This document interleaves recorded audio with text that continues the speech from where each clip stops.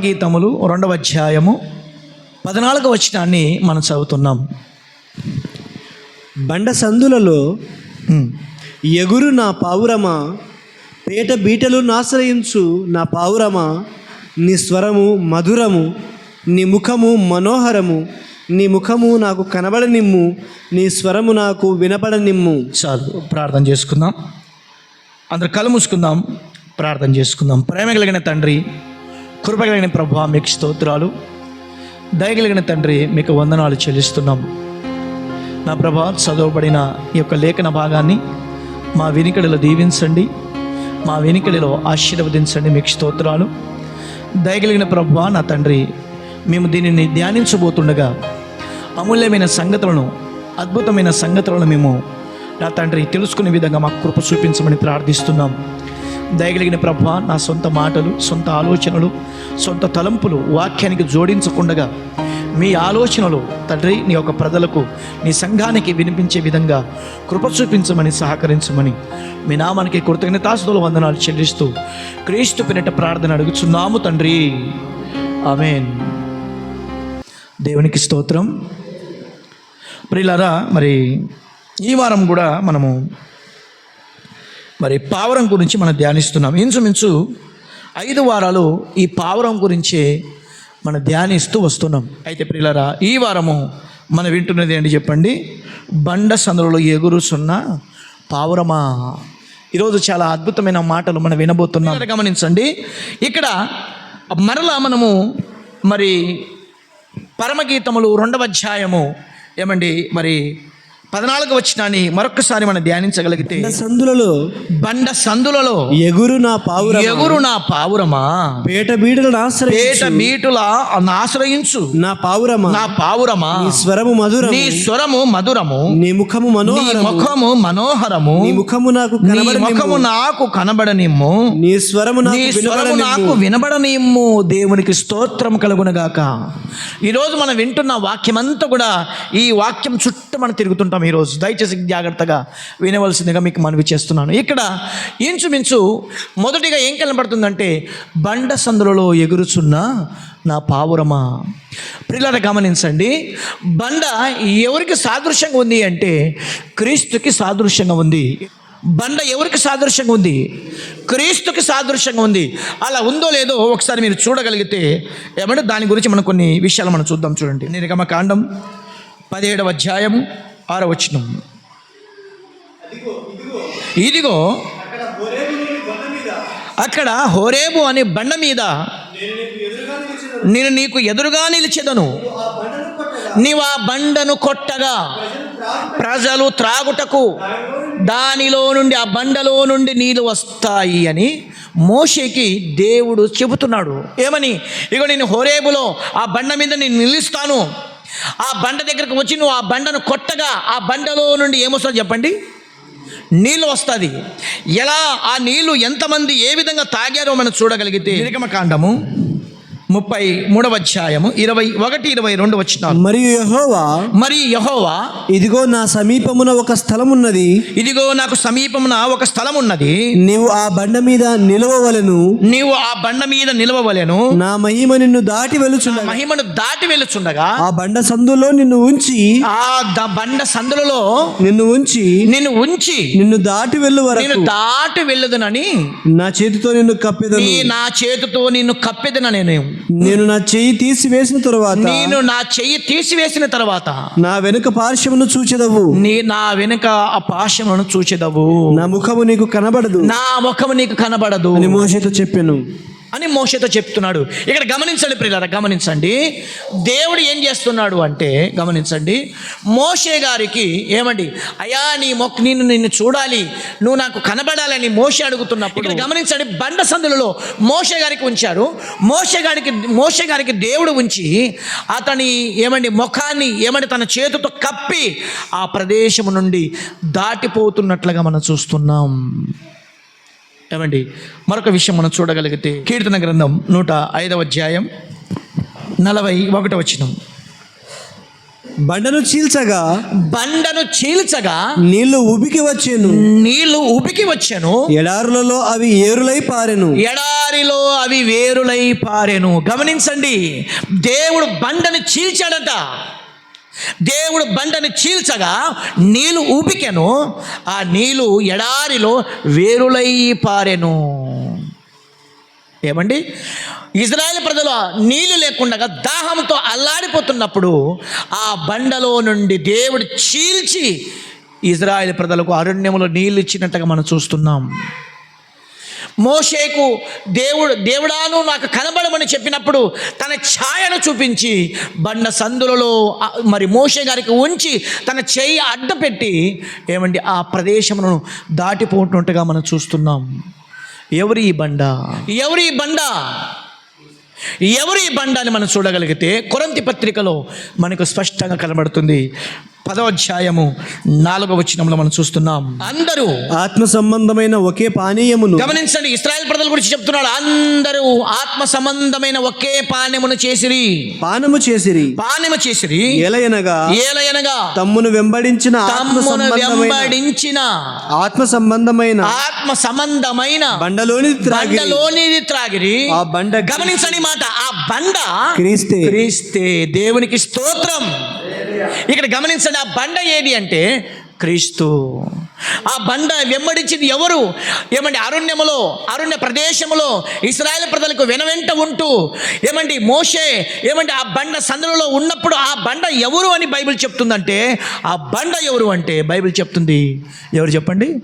క్రీస్తే. పరమగీతములో 2వ అధ్యాయము ఏమండి 14వ వచనంలో కనబడుతున్నది, బండ సందులలో ఎగురుచున్న పావురమా అని చెప్తున్నా. అంటే ఆ బండ సందులలో ఏమండి మరి పావురం ఎగురుతున్నప్పుడు దానికి ఆనందం. ఎందుకంటే ఆ సందులలో ఎగురుతున్నప్పుడు తన రెక్కలకు ప్రమాదం, తన ఈకలు ఊడిపోయే అవకాశం ఉంది. అయినప్పటికీ ఆ బండ సందులలోనే ఆ పావురం ఎగురుతుంది. ప్రియులారా గమనించండి, పావురం అనగా ఏంటో తెలుసా? సంఘం అని బైబిల్ చెప్తుంది. ఏంటి చెప్పండి? ఇప్పుడు బండ అంటే ఏం విన్నాం చెప్పండి? క్రీస్తు అని మనం విన్నాం. ఇప్పుడు పావురం అంటే బైబిల్ దానికి నిర్వచనం ఇస్తుంది, సంఘం. ఏంటి చెప్పండి? సంఘం. మరి అలా ఉందో లేదో మనం చూడగలిగితే ప్రియులారా గమనించండి, మత్తయి సువార్త 16వ అధ్యాయము 18వ వచనాన్ని మనం చూస్తున్నాం. మరియు నీవు పేతురువు ఈ బండ మీద నా సంఘమును కట్టెదను. పాతాళపు లోకపు ద్వారములు దాని ఎదుట నిలవనేరవని నీతో చెప్పుచున్నాను. దేవుడు ఏమని చెప్తున్నాడంటే, ప్రభు ఏమని చెప్తున్నాడంటే, పేతురుకి చెప్తున్నాడు, పేతురు నా సంఘము నీ నుంచి ప్రారంభిస్తాను. బండ అంటే ఏమండి పేతురు గారు నుంచి పేతురే ఏమండి ఈ సంఘాన్ని ప్రారంభించింది. మొట్టమొదటిగా సంఘం ఏమండి ఎవరి ద్వారా ప్రారంభమైందంటే అపోస్తులుడైన పేతురు ద్వారా సంఘం ప్రారంభమైంది. మరొక మాట మీరు చూడగలిగితే అపోస్తుల కార్యం చూడండి ఒకసారి. అపోస్తుల కార్యంలో 2వ అధ్యాయంలో మనకు కనబడుతుంటుంది. 2వ అధ్యాయం 1వ వచనం నుంచి మనం చూడగలిగితే 120 మంది ఏమండి అక్కడ పెంతెకోస్తు పండగ రోజున అందరూ కూడుకొని అక్కడ ప్రార్థిస్తుంటారు, ఆరాధిస్తున్న ఆ సమయంలో మరి స్తుతిస్తున్న ఆ సమయంలో ఏమంటే పరిశుద్ధాత్మ దేవుడు వాళ్ళ మీదకి దిగుతాడు. దిగిన తర్వాత అందరూ భాషలతో మాట్లాడతారు. వెంటనే కొంతమంది ఏమనుకుంటారంటే, అక్కడ ఉన్న ప్రజలు ఏమనుకుంటారంటే, వీళ్ళేమో సారా తాగి అంటే మద్యమును సేవించి మాట్లాడుతున్నారేమో, వీళ్ళేంటి ఇలా మాట్లాడుతున్నారని కొంతమంది మాట్లాడుకుంటున్నప్పుడు ఆ సందర్భంలో 11 మందిలో ఒక వ్యక్తిగా లేచి ఏమని మాట్లాడుతున్నాడో మీరు చూడాలి. ఇప్పుడు ఏమండి అపోస్తుల కార్యము మరి 2వ అధ్యాయము 14వ వచనం మనం చూస్తున్నాం. అయితే పేతురు గమనించండి, ఇక్కడ ఇందాక మనం చూసాం కదా, ఏమని చెప్పాడు? ఈ బండ మీద నా సంఘమును కట్టెదను అని ఎవరితో చెప్పాడు చెప్పండి? పేతురుతో చెప్పినట్టుగా మనం చూస్తున్నాం. పేతురుతో ఏమని చెప్తున్నాడు? నీ ద్వారానే నా సంఘమును ప్రారంభిస్తాను అని చెప్పిన ఆయన పెంతెకోస్తు పండగ రోజున అపోస్తల కార్యము 2వ అధ్యాయము 1 నుంచి సుమారు 10-11 వచనాలు మనం చూడగలిగితే అక్కడ జరిగిన సందర్భంలో అక్కడ ఉన్న ప్రజలు వారి మీద, అపోస్తలుల మీద, సంఘం మీద కొంత అబండాలు వేస్తారన్నమాట. వీళ్ళేమో మద్యం సేవించి మాట్లాడుతున్నారేమో, ఊగుకుంటూ మాట్లాడుతున్నారేమని కొంతమంది మాట్లాడుతుంటే వాళ్ళలో ఒక్కడుగా ఉన్న పేతురు గారి లేచి ఏమని చెబుతున్నాడో మీరు చూడాలి. అయితే పేతురు ఆ 11తో కూడా లేచి నిలిచి బిగ్గరగా వారితో ఇట్లా నేను యూదయ మనుషులారా యెరూషలేములో కాపురముండు సమస్త జనులారా ఇది మీకు తెలియనుగాక. ఇప్పుడు పేతురు మాట్లాడడం ప్రారంభించాడు. అలా మాట్లాడుతూ ప్రియులారా గమనించండి, 22 వచనానికి వస్తలకలా చెబుతున్నాడు. 22 వచనం, ఇశ్రాయేలు వారులారా ఈ మాటలు వినుడి. దేవుడు నజరేయుడగు యేసు చేత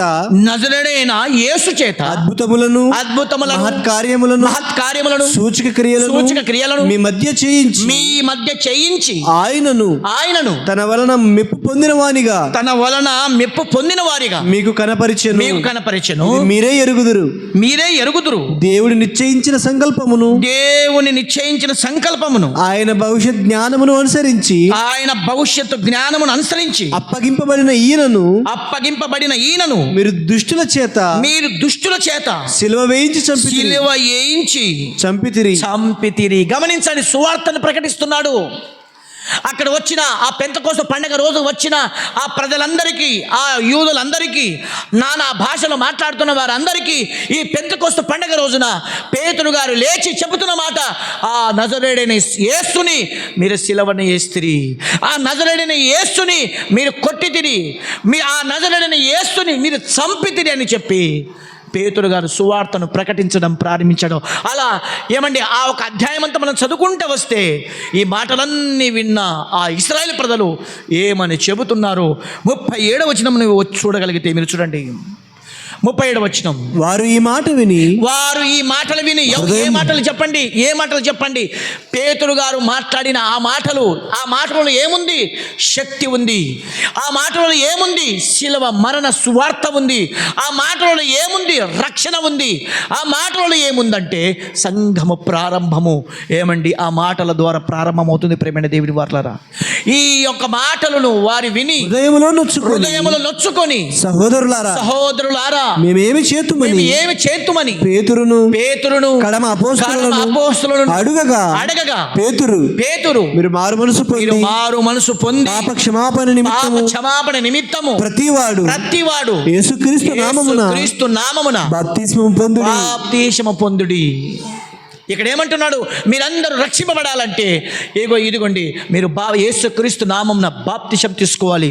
యేసుక్రీస్తు నామమున మీరు రక్షణ పొందాలి. యేసుక్రీస్తే లోకరక్షకుడని, యేసుక్రీస్తే దైవ కుమారుడని, యేసుక్రీస్తే సృష్టికర్త అని చెప్పి మీరు విశ్వసించి నమ్మినట్లయితే మీరందరూ కూడా రక్షింపబడతారు అని చెప్తున్నాడు. ఈ మాటలన్నీ చెప్పిన తర్వాత మన 41వ వచనం చూడగలిగితే, 41వ వచనం, కాబట్టి అతని వాక్యము గమనించండి, అతని వాక్యం పేతురు గారు మాట్లాడిన ఆ మాటలను, ఆ వాక్యాన్ని అంగీకరించిన వారు బాప్తిస్మం పొందిరి. ఆ దినమందు ఇంచుమించు 3,000 మంది చేర్చబడిరి. దేవునికి స్తోత్రం. ఎక్కడ చేర్చబడ్డారంటే సంఘములో చేర్చబడ్డారు. పేతురు ద్వారా దేవుడు సంఘాన్ని ప్రారంభించాడు. బండ సందులో ఎగురుచున్న నా పావురమా, క్రీస్తులో ఎగురుతున్న ప్రతి విశ్వాసి ఎవరు అంటే దేవునికి సంబంధించిన సంఘం, దేవునికి సంబంధించిన పావురం. మన అందరం కూడా క్రీస్తు అనే బండలో మనం ఎగురుచున్నాం. ఆయన సన్నిధిలో మనం జీవిస్తున్నాం. ఆయన సన్నిధిలో మనము మన జీవితాన్ని కొనసాగిస్తున్నాం. మరొక మాట మీరు చూడగలిగితే అపోస్తల కార్యం 20వ అధ్యాయం 28వ వచనం, దేవుడు తన స్వరక్తము ఇచ్చి సంపాదించిన తన సంఘమును. గమనించండి, ఈ సంఘం ఎవరిది?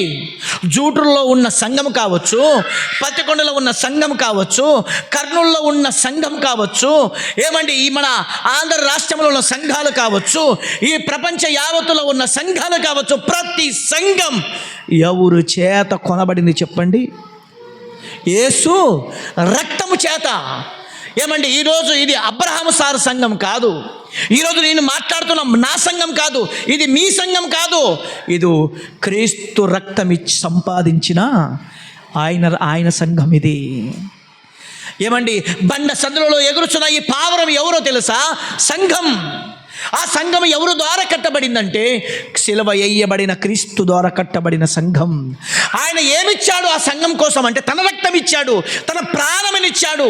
ఎంతగా ఇచ్చాడు అంటే కొరడా దెబ్బలు తిని, ముళ్ళ కిరీటం ధరించి, కాళ్ళ చేతుల మేకులు కొట్టించుకొని, దూషింపబడి, నిందింపబడి, బాధింపబడి సిలువ మరణం పొందినంతగా సంఘము కోసం రక్తధార పోశాడు. ప్రేమైన దేవుని వర్లరా, ఎవరు ఈ సంఘము అంటే సిలువలో యాలాడబడిన ఆయన సంఘం.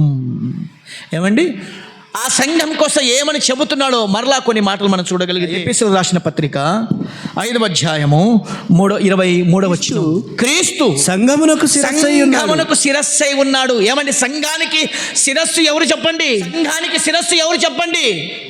సంఘానికి శిరస్సు సంఘములో ఉన్న పెద్దలు కాదు, సంఘములో ఉన్న పాస్టర్ కాదు, సంఘములో ఉన్న సేవకుడు కాదు.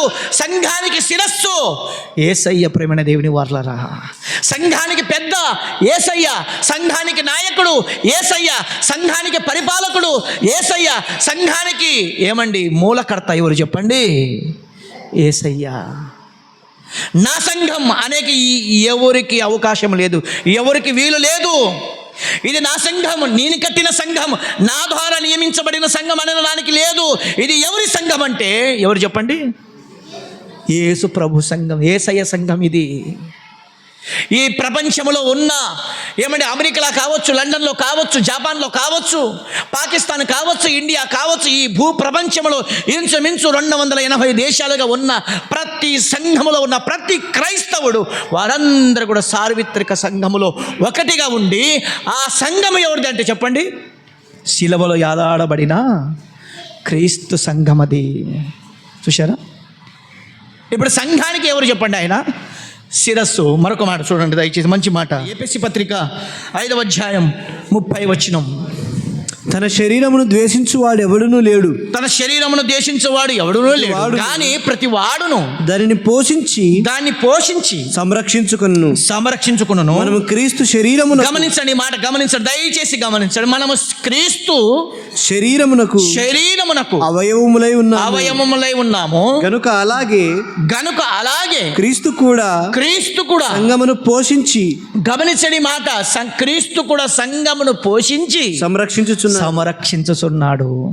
సంఘాన్ని క్రీస్తు ఏం చేస్తున్నాడంటే పోషిస్తున్నాడు, పోషిస్తున్నాడు, భద్రపరుస్తున్నాడు, పోషిస్తున్నాడు, కాపాడుతున్నాడు, పోషిస్తున్నాడు, తన రెక్కల చాటున భద్రపరుస్తున్నాడు. ప్రేమైన దేవుని వారలారా, యేసుక్రీస్తు ప్రభువు ఏం చేస్తున్నాడంటే సంఘానికి పోషిస్తున్నాడు. ఏమండి సంఘానికి వచ్చిన ఆపదను తాని మీద వేసుకుంటున్నాడు, సంఘానికి వస్తున్న నిందను తన మీద వేసుకుంటున్నాడు. ఏమండి ఒకనాడు సంఘాన్ని హింసిస్తున్న సౌలు ఏమండి దమస్కు మార్గం గుండా వెళుతున్నప్పుడు ప్రభు చెప్తున్నాడు, సౌలా నన్నెందుకు హింసిస్తున్నావు? హింసించింది సంఘానికి, ఆ సంఘములో ఉన్న బాధ తన మీద వేసుకుంటున్నాడు. చూశారా? ఏమని సంఘానికి హింసిస్తే యేసయ్యని హింసించినట్టే, సంఘాన్ని దూషిస్తే యేసయ్యకు దూషించినట్టే, సంఘాన్ని ఏమండి ఆరోగ్యకరంగా, ఆయుష్కరంగా, దీవెనకరంగా సంఘం ఉంటే అది యేసయ్యకి చెందినట్లే. ఈరోజు చాలామంది ప్రపంచంలో సంఘాన్ని దూషించేవారు ఉన్నారు, క్రైస్తవులను హింసించేవారు ఉన్నారు, సంఘాన్ని క్రైస్తవులని తులనాడుతున్న వారు ఉన్నారు, నిందించేవారు ఉన్నారు, అవమానపరిచేవారు ఉన్నారు. అవన్నీ కూడా సంఘానికి చెందినవి కాదు. ఆ నిందలన్నీ కూడా ఎవరు తీసుకుంటున్నారు చెప్పండి? సంరక్షిస్తున్న, శిరస్సుగా ఉన్న, రక్తముతో కొన్న ఆ క్రీస్తుకే చెందుతున్నాయి. ప్రేమైన దేవుని వారలారా, ఒక మాటలో చెప్పాలంటే సంఘానికి శిరస్సు యేసు క్రీస్తు. ప్రేమైన దేవుని వారలారా, ఏమండి ఇంతగా శిరస్సుగా ఉన్న యేసయ్యకు సంఘానికి రక్తముతో తన రక్తం ఇచ్చి కొన్న ఈ సంఘము ఏం చేయాలో ప్రభు చెప్తున్నాడు. అదే ఎఫెసీ పత్రిక 5వ అధ్యాయం 24వ వచనం, సంఘము క్రీస్తునకు లోబడినట్టుగా, సంఘము క్రీస్తుకు లోబడినట్లుగా. అంటే సంఘం ఏం చేయాలంటే ఏం చేయాలి చెప్పండి? క్రీస్తుకు లోబడాలి. ఎందుకయ్యా లోబడాలి అంటే సంఘం ఏం చేసింది? క్రీస్తు ఏం చేశాడు చెప్పండి? మన కొరకు రక్తం కార్చాడు. రెండోది మన కొరకు సంరక్షిస్తున్నాడు, పోషిస్తున్నాడు. మన కొరకు ఎలా ఉన్నాడు చెప్పండి? ఆయన శిరస్సుగా ఉన్నాడు. ఏమండి, సంఘానికి శిరస్సు యేసయ్య, సంఘానికి రక్తమిచ్చి కొన్న యేసయ్య, సంఘాన్ని పోషిస్తున్నది యేసయ్య, సంఘాన్ని సంరక్షిస్తున్నది యేసయ్య. దాని అంతటికి మూలకర్త యేసుక్రీస్తు ప్రభుల వారు. ప్రేమైన దేవుని వర్లరా, ఇది మనం చూస్తున్న ఏమండి రెండో విషయాలరా. అందులో 4 విషయాలు మనం చూస్తున్నాం. ఎన్ని విషయాలు చెప్పండి? 4 విషయం. గీతములు 2వ అధ్యాయము 14వ వచనం. బండ సందులలో ఎగురు పావురమా, బండ సందులలో ఎగురుచున్న పావురమా, పేట బీటలను ఆశ్రయించు, పేట బీటను ఆశ్రయించు నా పావురమా, నా పావురమా, నీ స్వరము మధురము, నీ స్వరము మధురము, నీ ముఖము మనోహరం. నీ ముఖం. గమనించండి, ఇక్కడ ఏమంటున్నాడంటే పేట బీటను ఆశ్రయించు నా పావురమా అంటే, గమనించండి, కొండలలో చిన్న చిన్న ఏమంటే సందులు ఉంటాయన్నమాట. చిన్న చిన్న ఏమంటే రంధ్రాలు ఉంటాయి. ఆ సందులలో, ఆ చిన్న చిన్న ఆ రాళ్ళలో, ఆ తొప్పులలో ఆ పావురము దూరుతుంది. పేట బీటలను ఆశ్రయించు నా పావురం అంటే, ఎలాగైతే ఆ సందులలో ఆ పావురం దూరుతుందో, క్రీస్తు శరీరము చీల్చబడి ఆయన శరీరములో నుంచి వచ్చిన సంఘమే ఏది చెప్పండి? క్రీస్తు సంఘం. కాబట్టి ప్రియులరా, అక్కడ మనకి 4 విషయాలు కనబడుతున్నాయి. ఒకటి ఏంటంటే ఏమంటే నీ స్వరము మధురము. అదేనా? నీ స్వరము మధురం. నీ స్వరము మధురంగా ఉంది. సంగమా, పావురమా, నీ స్వరము మధురంగా ఉంది. దీని అర్థం ఏంటంటే ప్రియులారా, పావురమా, నీ స్వరము మధురముగా కనబడుతుంది అని ఏమండి గ్రంథకర్త రాస్తున్నాడు. ఇక్కడ గమనించండి, ఆ స్వరానికి, ఆ ఒక పావురపు స్వరానికి ఏమంటే దానికి సాదృశ్యం ఏంటంటే 3 విషయాలు మనకు కనబడతాయి. మొదటిది స్తుతించడం, రెండోది ప్రార్థించడం, మూడోది ఆరాధించడం. ఏమండి, దేవుడు మనలో నుంచి ఏం కోరుకుంటున్నాడంటే, సంగమా నీ స్వరము నాకు మధురంగా కనపడాలి. ఎలా కనపడాలి అంటే, కీర్తనకారుడైన దావీదు చెప్తున్న మాట 149వ అధ్యాయము 1వ వచనం మనం చూస్తున్నాం. యెహోవాను స్తుతించుడి, యెహోవాను స్తుతించుడి, యెహోవాకు క్రొత్త కీర్తన పాడుడి, యెహోవాకు కొత్త కీర్తన పాడుడి. భక్తులు కూడుకున్న సమాజములో, భక్తులు కూడుకున్న సమాజములో ఆయనకు స్తోత్ర గీతము పాడుడి, ఆయనకు స్తోత్ర గీతము పాడుడి. దేవునికి స్తోత్రం. భక్తులు కూడుకున్న ఆ సమాజములో ఏమంటే కొత్త కీర్తన పాడాలి, ఆయనకు స్తుతించాలి, ఆయనకు ఆరాధించాలి, ఆయనకి కీర్తించాలి. ఏమండి, చాలామంది ఆరాధన అంటే ఇష్టపడరు, చాలామంది స్తుతించడం అంటే ఇష్టపడరు, చాలామంది ప్రార్థన చేయడం అంటే ఇష్టపడరు. అయితే ఇక్కడ గమనించండి, పావురమా నీ స్వరము నాకు మధురముగా వినపడాలి. సంఘము స్వరము దేవునికి ఎలా కనపడాలంటే 3 విధాలుగా వినపడాలి. ఒకటి స్తుతించేవారుగా, రెండోది ప్రార్థించేవారుగా, మూడోది ఆరాధించేవారుగా ఉండాలి. స్తుతించడం అంటే మన జీవితము దేవునికి మహిమకరంగా ఉండాలి, దేవునికి ఏమని అనుకూలంగా ఉండాలి. దేవుడు మన కుటుంబాలలో, మన జీవితాలలో ఏదైనా మంచి కార్యం చేస్తే స్తుతి కూడికలు పెట్టుకోవడం అది చాలా ఆశీర్వాదకరం. ఏమండి, ప్రార్థన, మన జీవితంలో ప్రార్థన ఉండాలి. కష్టం వచ్చినప్పుడు ప్రార్థన, కన్నీళ్ళు వచ్చినప్పుడు ప్రార్థన, కుటుంబంలో పిల్లల కోసం ప్రార్థన, భర్త కోసం ప్రార్థన, భార్య కోసం ప్రార్థన, అన్నదమ్ముల కోసం ప్రార్థన, సంఘం కోసం ప్రార్థన, గ్రామం కోసం ప్రార్థన, దేశం కోసం ప్రార్థన కలిగి ఉండాలి ప్రియులరా. మూడోది దేవుని ఆరాధించాలి, మహిమపరచాలి ప్రభుని. ఏమండి, ఇందాక నేను కీర్తన భాగం వింటున్నప్పుడు నా హృదయము ఏమండి ఉల్లసింపపోయింది, సంతోషించింది. ఆ మాటలు వింటున్నప్పుడు నేను చాలా సంతోషించాను, ప్రభుని నేను స్తుతించాను, ఆరాధించాను. దేవా నీకు మహిమ. కొన్నిసార్లు నేను బైబిల్ చదువుతున్నప్పుడు నాకు కొన్ని విషయాలు అర్థమవుతున్నప్పుడు నేను దేవుని ఆరాధిస్తుంటాను. తండ్రి నీ మాటలు ఎంత మధురమైనవి తండ్రి. ఆరాధించాలి. మనకి ఎక్కడ సమయం దొరికినప్పుడు మన హృదయంలో దేవుని ఆరాధించాలి, మన మనసులో దేవుని ఆరాధించాలి, ఆయనకు ఆరాధించేవారుగా కనపడాలి. దేవుడు పావురంతో చెప్తున్నాడు, పావురమా నీ స్వరము మధురము.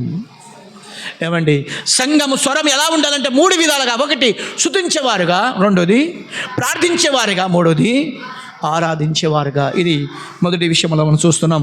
రెండో విషయం ఏంటి చెప్పండి? రెండో విషయం, నీ ముఖము మనోహరం.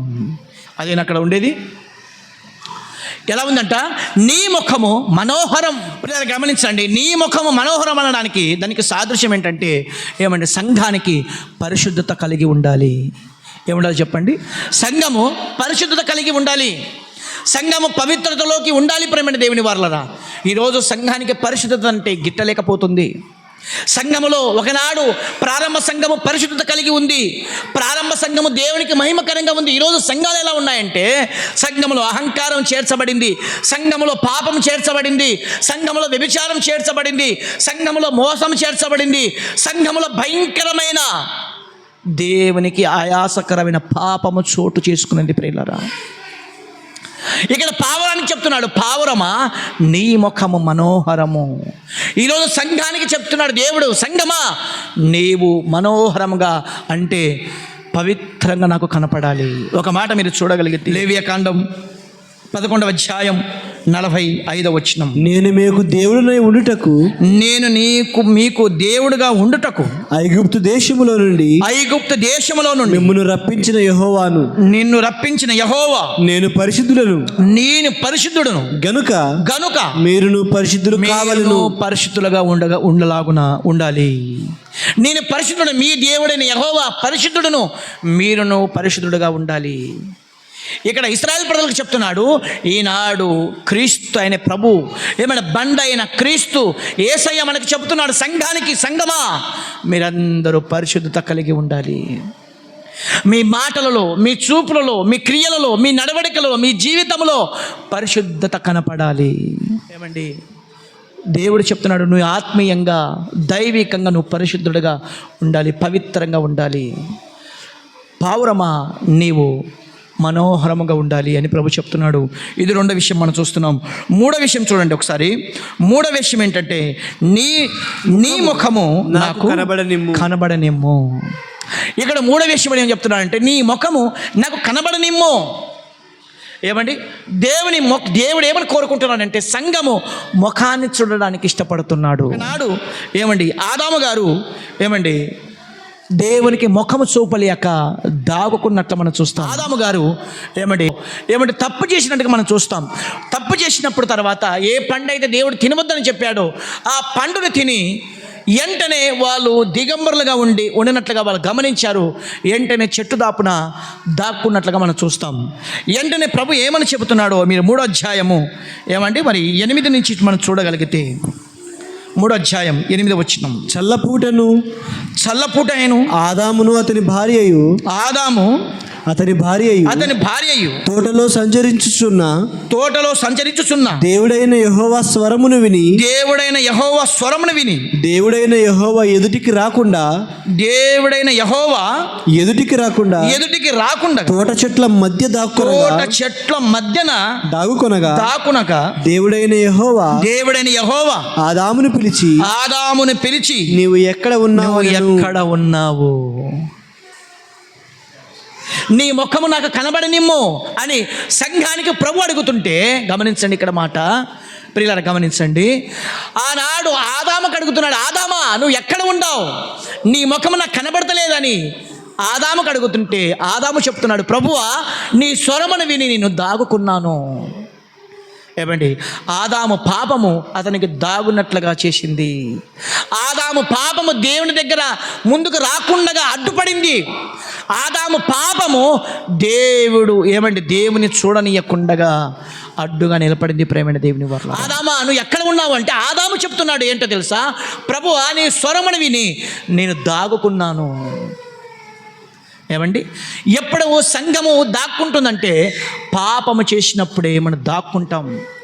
మనము పాపం చేసినప్పుడు ప్రార్థన చేయలేము, పాపం చేసినప్పుడు మన వాక్యాన్ని చదువుకోలేము, పాపం చేసినప్పుడు సంఘానికి రాలేము, పాపం చేసినప్పుడు వాక్యాన్ని వినలేము, పాపం చేసినప్పుడు పాటలు పాడలేము, పాపం చేసినప్పుడు దేవుణ్ణి స్తుతించలేము. ప్రేమైన దేవుని వర్లారా, ఇక్కడ చూడండి, దేవుడు అడుగుతున్నాడు ఆదాముకి, ఆదామా నువ్వు ఎక్కడ ఉన్నావు? ఆదాము చెట్టు దాక్కున్నట్లు మనం చూస్తున్నాం. చూడండి ఒక మాట, సామెతల గ్రంథం 28వ అధ్యాయం 1వ వచనం, ఎవడును తరమకుండానే దుష్టుడు పారిపోవును, నీతిమంతుడు, గమనించండి మాట, నీతిమంతుడు సింహం వలె ధైర్యముగా ఉండును. ఇక్కడ గమనించండి ప్రియులారా, సంఘము నీతిగా ఉందంటే ధైర్యంగా ఉండగలదు. ఏమైనా పాపం చేసిన వాడు ఎవరు తరమకుండానే ఆ పాపం తనకి తరుముతుంటుంది, దేవుని సన్నిధిలో నుండి తరుముతుంటుంది, దేవుని సన్నిధానానికి రాకుండా తరుముతుంది పాపం. నీతిగా ఉన్నావంటే సింహం ఎలాగైతే ధైర్యంగా ఉంటుందో నువ్వు కూడా సంఘములో ధైర్యంగా ఉండగలవు. ఆ యేసయ్యకి మన ముఖము ధైర్యంగా చూపించగలం. నీతి నిన్ను ఏం చేస్తుందంటే ధైర్యంగా సంఘములు నిలబెడుతుంది. పాపం నిన్ను ఏం చేస్తుందంటే సంఘము నుంచి నిన్ను తరుముతుంది. నీ ముఖము కనబడనీయకుండగా ఏమండి పాపం తరుముతుంది. సంఘములో రానియకుండగా, ప్రార్థన చేయనీయకుండగా, వాక్యం చదవనీయకుండగా, వాక్యములో ఉండనీయకుండగా పాపం నిన్ను ఏం చేస్తుందంటే నిన్ను తరుముతుంది. ఆనాడు ఏమండి ఆదాము తన ముఖాన్ని దాపెట్టుకునింది పాపాన్ని బట్టి. ఏమండి నీతిమంతుడు ఏమండి సింహం వలె ధైర్యంగా దేవుని సన్నిధానములో ఏమండి వినయ విరహిత కలిగే జీవిస్తాడు అని దేవుని వాక్యం సెలవిస్తుంది. ఇది 3వ విషయం. 4వ విషయం మనం చూస్తున్నాం, చూడండి ఒకసారి.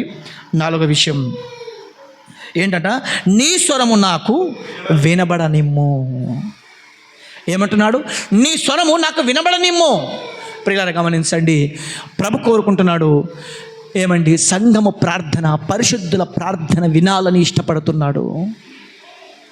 పావురం స్వరం ఎవరికి ఇష్టం ఉండదు? ఏమండి ఒక చిలక స్వరం కావచ్చు, ఏమండి లేకపోతే మరి ఒక కోకిల స్వరం కావచ్చు, మనకి ఇష్టం ఉండొచ్చేమో. కానీ పావురం స్వరం అంటే చాలా చిరాగ్గా ఉంటుంది. తన స్వరం వింటున్నప్పుడు అబ్బా ఏంటి ఈ బాధ అనిపిస్తుంది. అయితే ప్రభు చెప్తున్నాడు, సంగమా మీ స్వరం నేను వినాలి. ఈ స్వరము ఎలా ఉండాలి అంటే రోమీయులకు రాసిన పత్రిక మరి 12వ అధ్యాయము 12వ వచనం, నిరీక్షణ గలవారే సంతోషించుచు శ్రమయందు ఓర్పు గలవారై ప్రార్థనయందు పట్టుదల గమనించండి, ప్రార్థనయందు పట్టుదల గలవారై ఉండెవలెను. ప్రార్థన ఏంది ఎలా కలిగి ఉండాలంటే సంఘము పట్టుదల విడిచిపెట్టకూడదు. పట్టుదల పిల్లల పట్టుదల చూడండి, స్త్రీల పట్టుదల చూడండి. ఇది కాదు కావాల్సింది మనకి, అక్కడ కాదు పట్టుదల. ప్రభు చెప్తున్నాడు ఏంటో తెలుసా, మీరు ప్రార్థన యందు ఏం కలిగి ఉండాలంట, పట్టుదల కలిగి ఉండండి. ప్రార్థన చేస్తూ ఉండండి. ఏ విషయం కోసం? దేశం కోసమా, ఏమండి ప్రజల కోసమా, గ్రామం కోసమా, సంఘం కోసమా, మన కుటుంబ సమస్యల కోసమా, దేనికోసం? ప్రార్థనలో మీరు ఏం చేయకూడదు, పట్టుదల విడిచిపెట్టకూడదు. ఒక మంచి మాట చూడండి, మత్తయి సువార్త 6వ అధ్యాయము 7వ వచనం, మరియు మీరు ప్రార్థన చేయునప్పుడు. గమనించండి, ప్రార్థన మీకు పట్టుదల వచ్చింది కదా, మీరు పట్టుదలతో ప్రార్థన చేస్తారు కదా. ప్రభు చెప్తున్నాడు, మీరు ప్రార్థన చేయనప్పుడు అన్యజనుల వలె వ్యర్థమైన మాటలు ఉచ్చరింపకూడదు. అన్యజనుల వలె, అన్యులు ఎలాగైతే తన కుటుంబం కోసం ఏమంటే తన ఒక గుడికి వెళ్తారు అనుకోండి, వాళ్ళు ఏం చేస్తారు చెప్పండి, నన్ను దీవించు, నా కుటుంబాన్ని దీవించు, నన్ను కాపాడు, స్వామి తండ్రి వచ్చేసాం, అంతే. అన్నలు ఏం చేస్తారు చెప్పండి, నన్ను దీవించు, ఈ సంవత్సరం నాకు మంచి పంటలి, ఈ సంవత్సరం నాకు మంచి ఆదాయమి, మంచి బంగారమి, మంచి బట్టలి, మంచి ఇల్లు, మంచి ధనమి అని వీటి కోసం ప్రార్థిస్తుంటారు వాళ్ళు. ఇలా అనుకుంటారు. అన్యులు ఏం చేస్తారంటే ఏమండి వ్యర్థమైన ప్రార్థనలు చేస్తుంటారు. అయితే ప్రభు చెప్తున్నాడు, మీరు వారి వలె ఉండకూడదు. మనం ఎలా ప్రార్థించాలి ప్రభు అని అడిగితే ఆయన ఒక ప్రార్థన గురించి చెప్తున్నాడు. చూడండి ఒకసారి, మీరు లూకా సువార్త మీరు చూడగలిగితే ఒక ప్రార్థన చెప్తున్నాడు. చూడండి, ఆయన ఒక ప్రార్థన చెప్తున్నాడు. లూకా సువార్త 6వ అధ్యాయము 27-28 వచనాలు. వినుచున్న మీతో నేను చెప్పినది గమనించండి, సంఘముతో చెప్తున్నాడు. సంఘమా మీ మొర్రను నాకు వినబడనిమ్మని చెప్తున్నాను కదా. వినుతున్న మీతో నేను చెప్పినది ఏమనగా, మీ శత్రువులను ప్రేమించు. మీ ప్రార్థనలో ఏముండాలంటే మీ శత్రువులకి ప్రేమించే మనస్తత్వం మీకు ఉండాలి. చాలామంది ప్రార్థనలో శత్రుతనాన్ని పెట్టుకొని, శత్రు మనసు కలిగి, శత్రువులను కీడు చేయాలనే ఆలోచన కలిగి ప్రార్థన చేస్తుంటారు. ప్రభు చెప్తున్నాడు, వినుచున్న మీతో నేను చెప్పినది ఏమనగా మీ శత్రువుల కోసం ఏం చేయాలంట, ప్రేమించుడు. తర్వాత మిమ్మల్ని ద్వేషించు వారిని మేలు చేయండి. మిమ్మల్ని ఎవరైతే ద్వేషిస్తారో, మిమ్మల్ని కీడు చేస్తారో, మీ నాశనం కోరుతారో, మిమ్మల్ని పాడు చేస్తారో వారికి మేలు చేయండి. తర్వాత మిమ్మల్ని శపించు వారిని, ఎవరైతే మిమ్మల్ని శపిస్తారో, మీరు నాశనం కాదని మీ మీద దుమ్మెత్తి పోస్తారో వారిని ఏం చేయాలంట, శపించే వారిని దీవించుడి. మిమ్మల్ని ఎవరికైతే శపిస్తారో, మిమ్మల్ని మీరు పాడు కావాలి, మీ కుటుంబాలు పాడు కావాలి, మీ ఇల్లు పాడు కావాలి, మీ పంట పాడు కావాలి, మీరు నాశనం కావాలని ఎవరైతే శపిస్తారో వాళ్ళకి ఏం చేయాలంటే చెప్పండి దీవించాలి. ఏమండి మనం దీవించగలమా చెప్పండి? దీవించలేము మనం కూడా ఏంటని చెప్పండి, వాళ్ళ మన్ను పోస్తే మనం రాళ్ళెత్తి పోస్తాం మనము. ఏమండి వాళ్ళు మన్నేస్తే మనం రాళ్ళేస్తాం. ప్రభు అంటున్నాడు వారు శపిస్తే మీరు ఏం చేయాలి చెప్పండి? దీవించండి. కింద మాట, మిమ్మల్ని బాధించు వారి కొరకు మిమ్మల్ని బాధించు వారి కొరకు ప్రార్థన చేయుడి. అది ప్రార్థన చేయండి. మీ ప్రార్థన అంశంలో ఏంటో తెలుసా? మిమ్మల్ని బాధించే వారి కొరకు ప్రార్థించండి, మిమ్మల్ని ద్వేషించే వారి కొరకు ప్రార్థించండి, మీకు శపించే వారి కోసం ప్రార్థించండి, మీ నాశనం కోరి వారి కోసం ప్రార్థించండి, మీ శత్రువులు సైతం వారి కోసం మీరు ఏం చేయాలి చెప్పండి? ప్రార్థించండి. మన ప్రార్థన అంశం ఇది ఉండాలా? ప్రభు చెప్తున్నాడు, మీ స్వరం నాకు వినబడనేమో. మీ స్వరం ఎలా ఉండాలి తెలుసా? అన్యుల వలె ఉండకూడదు. ఎందుకు తెలుసా? మీ అవసరతలు నాకు తెలుసు, మీ అక్కరలు నాకు తెలుసు, మీ జీవితం ఏంటో నాకు తెలుసు, మీ అవసరతలన్నీ నేను తీరుస్తాను. అయితే వారి వలె మీ ప్రార్థన ఉండకూడదు. మీ ప్రార్థన శత్రువులను ప్రేమించే ప్రార్థన ఉండాలి. మీ ప్రార్థన శపించే వారి కోసం దీవించే ప్రార్థన ఉండాలి. మీ ప్రార్థన కీడు చేసే వారికి మేలు చేసే ప్రార్థన ఉండాలి. మీ ప్రార్థన నాకు ఇష్టమై ఉండాలి. చూశారా? పావురమా, నీ స్వరము నాకు వినబడనిమ్ము. ఏమండి ఇలా ఉన్నప్పుడే పావురము స్వరము ఏమండి వినబడనిమ్మని చెప్పినట్టుగా సంఘము స్వరం అంతా కూడా ప్రభు వింటాడు. ప్రేమైన దేవుని వర్లారా, కాబట్టి ఈరోజు మనం ఏంటున్నామంటే బండ సందులో ఎగురుచున్న నా పావురమా. అలా కలిగిన సంఘమే నిజమైన పావురము సంఘం. ఒక మాటలో చెప్పాలంటే అది క్రీస్తు సంఘం. దేవునికి స్తోత్రం. అట్టి కృప దేవుడు మనందరికీ దయచేసి దీవించి ఆశీర్వదించునుగాక. అందరు కళ్ళు మూసుకుందాం, ప్రార్థన చేసుకుందాం.